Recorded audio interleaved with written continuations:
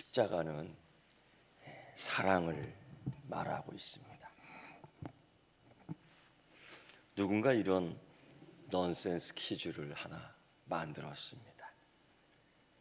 십자가 여행을 하느라고 피곤할 텐데요, 짧은 시간이지만은 한번 긴장을 풀고 답해 보십시오. 첫 번째 넌센스 퀴즈입니다. 베드로가 싫어하는 음식이 있습니다. 베드로가 싫어하는 고기 반찬이 있습니다. 무엇일까요? 예, 맞습니다. 닭고기 싫어할 것 같습니다. 왠지 아시겠지요? 예, 또 하나 퀴즈 냅니다. 제가 이 퀴즈를 살짝 베껴오면서 고민했습니다. 상품을 준비할까 말까. 오늘 상품 없습니다. 정성껏 맞춰보십시오. 두 번째, 베드로는 싫어하는 소리가 있습니다. 싫어하는 소리 있어요. 무슨 소리인지 아십니까? 닭 소리? 닭 우는 소리? 아닙니다. 베드로가 싫어하는 소리 있습니다. 꼭이요, 요 소리를 싫어합니다. 넌센스 퀴즈입니다. 여전히 우리 깊은 곳에 예수님의 사랑을 의심할 때가 있습니다. 우리가 웃었던 넌센스 퀴즈지만은 그 깊은 우리 마음속에 항상 이런 것들이 있어요. 싫어하는 것, 의심하는 것. 베드로의 싫어하는 것들이 왜 나오냐면은 내가 하나님의 사랑을 받을 수 있을까? 이랬는데, 내가 이렇게까지 했는데 하나님 사랑 받을 수 있을까? 이런 고민이 들어 있습니다. 그런데 여러분, 성경에서 하나님 말씀 속에서 가장 큰 뉴스 하나 있습니다. 빅 뉴스. 뭔지 아십니까? 우리가 하나님을 사랑한다? 이거 아닙니다. 하나님이 우리를 사랑한다라는 겁니다. 또 빅 뉴스가 있습니다. 뭔지 아십니까? 우리가 하나님을 안다? 내가 하나님을 알게 되었다? 이거 아닙니다. 하나님이 이미 우리를 아신다라는 겁니다. 이게 가장 큰 뉴스의 시작이고 출발입니다. 자기 안에 있는 이 불안이, 염려가, 근심이 나도 모르게 쫙 드러납니다. 여러 가지 이유가 있겠지요. 여러 가지 이유가 있어요. 하나님의 사랑을 확신하지 못할 때가 있습니다. 내가 구했는데도, 내가 찾았는데도, 내가 두드리는데도 아예 문이 없습니다. 열린다고 했는데, 찾아진다고 했는데 아예 낌새도 없습니다. 냉정하게 생각해 보니 하나님이 날 사랑하지 않는 것 같다. 이런 것들이 여기서 이렇게 나옵니다. 그런데 사도 요한은 이미 확인했어요. 뭐라고 확인하냐면, 하나님이 세상을 이처럼 사랑하셨다. 성경에 써 있다. 이 확인하고 들어갑니다. 마치 사도 바울도 똑같습니다. 내가 확신하노니 사망이나 생명이나 천사들이나 권세자나 현재이나 장래이나 능력이나 높음이나 깊음이나 다른 어떤 피조물이라도, 다른 아무 피조물이라도 우리를 우리 주 예수 그리스도 안에 있는 사랑에서 끊을 수 없느니라. 이런 확인을 또 이렇게 합니다. 그러니까 한 사람만이 하나님의 사랑을, 우리 주님 예수 그리스도의 사랑을 그렇게 확인하지 않고 곳곳에서, 사실 이렇게까지 사도 바울은 참 많이 고민했습니다. 바울의 삶에서 이 정도로 고민할 정도로 여러 우여곡절의 사건들이 있었죠. 그는 바리새인으로 있을 때보다도 그리스도인 예수님의 제자로 살 때가 더 힘들었습니다. 차라리 바리새인으로 살 때는 대우받았습니다. 근데 그리스도인으로 살아볼 때는 모욕 받았습니다. 조롱까지 받았습니다. 학대까지 받았습니다. 하나님께 사랑받는다면 이런 일이 일어날까? 그는 먹지 못하고 자지 못하고 쉬지 못하고 강도를 만나고 구타를 당하고 살인의 위협, 쫓김을 당하고 결국 옥살이까지 했습니다. 누구든지 이런 일을 겹치기로 당하면 의심이 듭니다.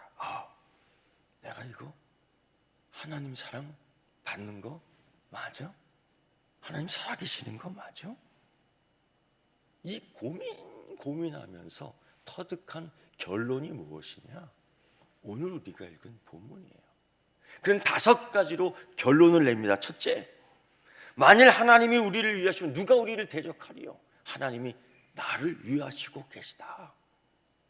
첫 번째 결론이에요. 두 번째, 자기 아들을 아끼지 않냐고 모든 삶을 내어주신 이가 어찌 그 아들과 함께 우리 모든 것을 내어주지 않겠느냐? 이게 두 번째 확인이에요. 세 번째 확인은요, 누가 능히 하나님 택하신 자들을 송사하리요? 사도 바울만큼 재판의 자리에서 고발당한 자가 어디 있겠습니까? 그런데 다 그때마다 하나님께서 이기게 승리하게 해주셨던 거예요. 네 번째요, 누가 정죄하리요? 얼마나 유대인들에게 고발과 정죄를 당했는지요. 그런데 다 무죄예요. 다섯 번째, 결정적으로 누가 우리를 그리스도의 사랑에서 끊으리요? 끊을 수 없다. 끊어지지 않는다. 최종적으로 이걸 다 모아서 이렇게 얘기하죠.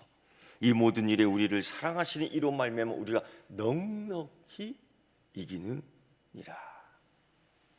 사도 바울의 이러한 확정은 그저 한번 스쳐가는 생각이 아니라 생각하고 확인하고 흔들리지 않는 결정을 하게 된 것입니다. 그는 정말 예수님을 죽였던 바리새인들의 한 패거리였습니다. 그는 산헤드린 공회에 허락받은 살인 청부업자와 마찬가지였습니다. 정말로 방향을 잃고 엉뚱한 짓을 하러 돌아다녔던 정말 망나니 같은, 그리스도인의 입장에서 본다면 그런 사람이었습니다. 자기가 고백했듯이 죄인 중에 내가 괴순이라, 이거 그냥 얘기만 고백만 한 것이 아니라 얼마나 고민했겠습니까? 죄인 중에 내가 괴순이라, 디모데전서 1장 15절의 말씀 마지막 절에 적힌 거죠. 근데 그 앞에 무슨 말씀이 있는 줄 아십니까? 미쁘다 모든 사람들이 받을 만한 이 말이요, 그리스도 예수께서 죄인을 구원하려고 세상에 임하셨도다. 하나님이 세상을 이처럼 사랑하사와 연결되어 있는 거예요. 세상에 임하셨도다. 누구? 나를, 죄인 중에 괴수인 나를.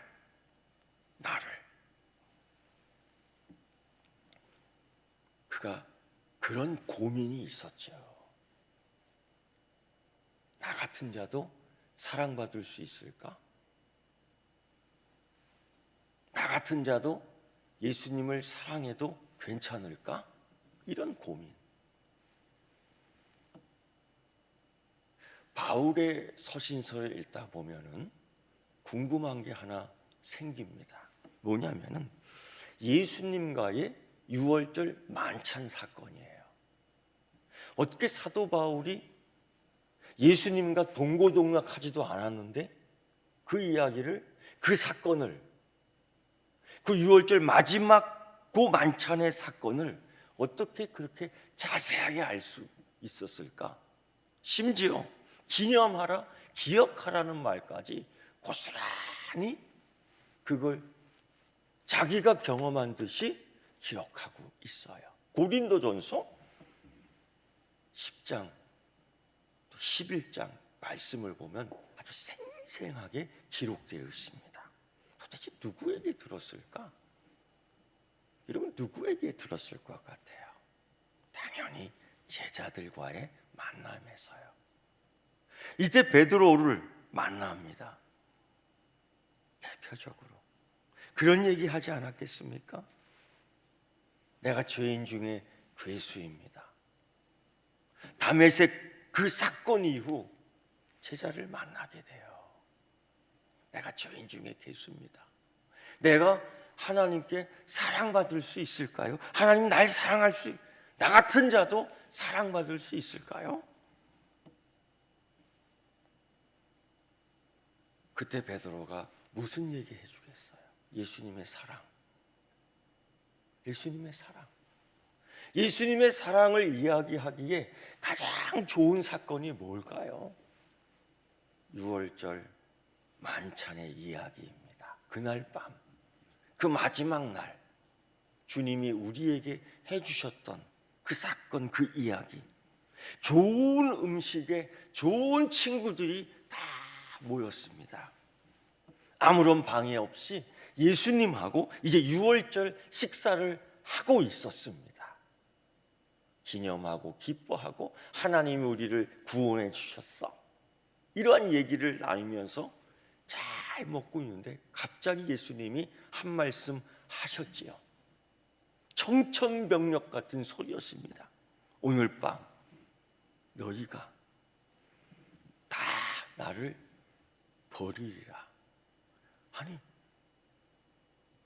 좋은 음식, 좋은 친구들과 기쁘게 먹고 있는데 왜 갑자기 이런 소리를? 놀랄 수밖에 없었습니다.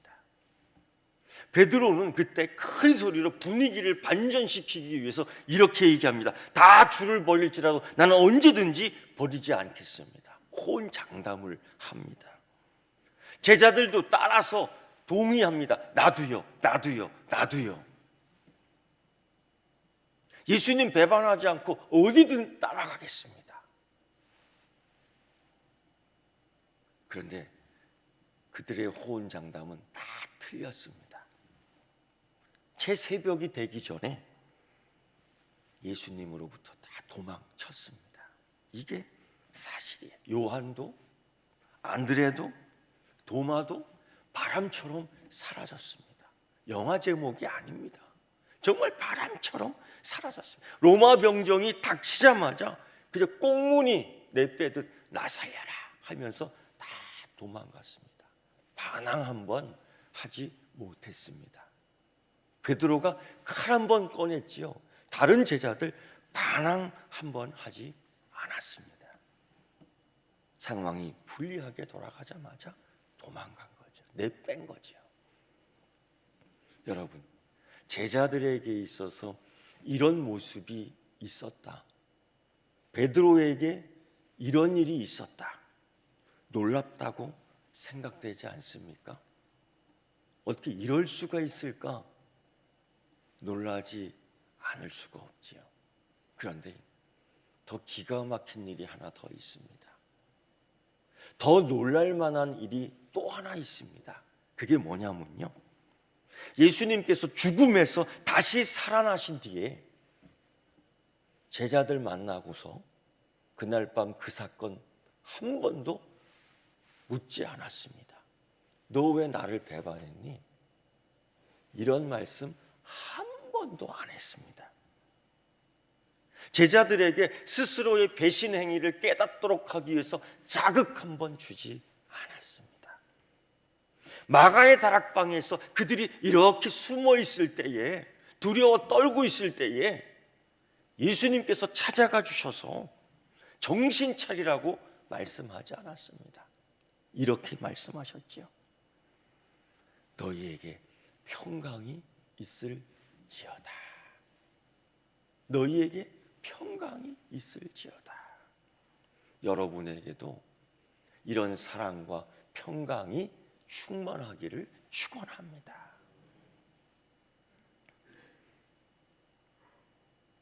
바울의 고민을, 바울의 염려를, 내가 죄인 중에 괴수인데 베드로와 다른 제자들이 이런 얘기 해주지 않았겠습니까? 사도 바울은 고백합니다. 이 이야기를 넘겨받았다고요. 즉, 이 이야기를 들었다는 겁니다. 베드로가 바울에게 하나님 사랑이셔, 예수님은 사랑이셔, 제자들이 배반 이야기, 특히 베드로가 바울에게 베드로는 초대교회 때의 배반자의 대표 아이콘입니다. 너는 죄인 중에 괴수라고? 나는 배반자의 1등이야. 그런 나에게도 하나님께서 사도의 직분을 주셨어. 사랑하라고. 너에게도 똑같은 걸 주셨다며. 이러한 이야기 속에 사도 바울이 그 제자의 무리에 의해서 파라디도미, 전수받았다, 이 얘기를 합니다. 예수님이 시험당하는 동안 베드로는 자기 문제를 끌어안고 모닥불 옆에서 겹불을 쬐고 있었을 때에 한 비자, 한 어린 소녀가 나타나 너 갈릴리 사람, 너도 예수님 갈릴리 사람과 함께 있지 않았느냐? 이럴 때에 베드로는 아니 맹세하면서 도망칠 때에 그때 닭이 울었지요. 꼭 끼워라고요. 다른 사람도 아닌 베드로가 부인해요. 다른 사람도 아닌 베드로가 부인하며 예수 그리스도를 저주했어요. 자기 살자고. 두 발로 무리를 걸었던 게 누굽니까? 베드로입니다. 5,000명 먹이는데 예수님의 기적사건 사랑의 현장에서 그걸 두 손으로 빵을 뜯으며 떼어주었던 사람이 누굽니까?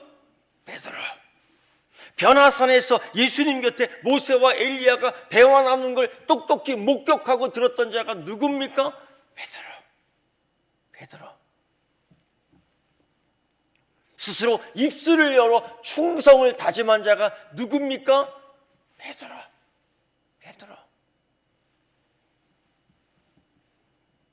그때 예수님께서 베드로에게 말씀하신 것을 여러분 다 기억할 겁니다. 내가 진실로 내게 이르노니 오늘 밤 다 굴기 전에 네가 나를 3번 부인하리라. 5번도 아닙니다. 3번. 우리는 몇 번 부인하나요? 지금까지 나는 몇 번 예수님의 사랑을 의심했나요?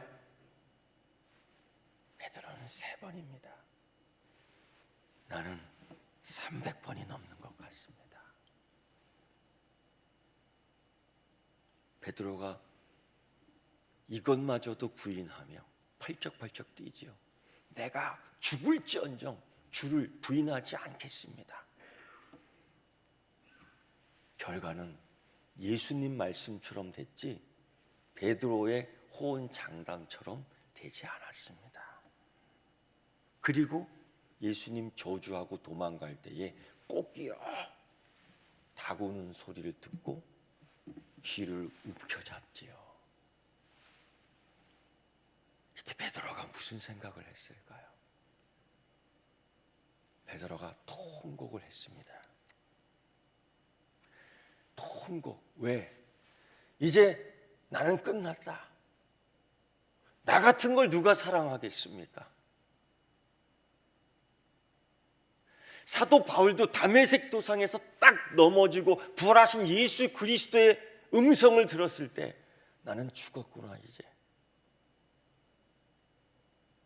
나는 이제 죽었구나. 이런 생각 하지 않았겠습니까? 나는 죄인 중에 괴수야. 끝이야. 그런데 여러분, 모두가 다 틀렸습니다. 죄인 중에 괴수 틀렸습니다. 하나님이 날 사랑하지 않을 거야. 다 틀렸습니다. 나는 한 번 배반했으니 영원히 배반자야. 다 틀렸습니다. 부활하신 예수님은 갈릴리에서 베드로를 찾았습니다. 부활하신 예수님은 다메섹 그 길 위에서 바울을 찾았습니다. 부활하신 예수님은 오늘 여기서 이 자리에서 이 시간 여러분을 찾으실 줄 믿습니다. 아니, 찾으신 줄 믿습니다. 베드로가 바울을 만납니다. 예수님의 사랑을 확인시켜 주기 위하여 이 6월절 만찬의 사건 이후 꽃기호의 소리, 바울이 얘기하죠. 나는 죄인 중에 괴수야. 나는 배반자 중에 1등이야. 그러나 하나님은 우리를 사랑하셔. 너를 사랑하셔. 나를 사랑하셔. 여러분은 하나님이 사랑받는 자녀인 줄 믿습니다. 함께 했던 도마는 어떠했습니까? 주님이 다시 살아셔서 방에 들어오셨는데도 믿을 수 없다고 떠들었던 게 제자 도마입니다. 살아계신 예수님이 그 방에 들어오셨는데도 믿을 수 없다라는 겁니다. 얼마나 예수님이 그 소리를 듣고 망연자실했을까요? 사실 도마는 예수님 위해 목숨 내놓았던 사람입니다. 요한복음 11장 말씀 보면 내가 주와 함께 죽겠다고 그도 다짐했던 사람입니다. 그런데 지금 다시 살아계신 예수 그리스도께서 그 앞에 나타났고 그 제자들 앞에 있음에도 불구하고 나는 못 믿어. 나는 믿을 수 없어. 내 눈으로 보기 전에는, 내 손으로 만지기 전에는 그는 부활하신 예수님을 보고도 기뻐하지 않고 부활하신 예수님을 보고서도 기도하지 않고 찬양도 하지 않았습니다. 독하지요. 아마 자기 자신이 미웠던 것 같아요. 자기 자신이 미웠던 것 같아요. 이때 예수님이 야단쳤을까요? 이놈아라고 얘기했을까요? 예수님이 한 손을 이렇게 도마에게 내놓습니다. 예수님이 한 손을 이렇게 내놓는데 그가 안 잡을 수 있겠습니까?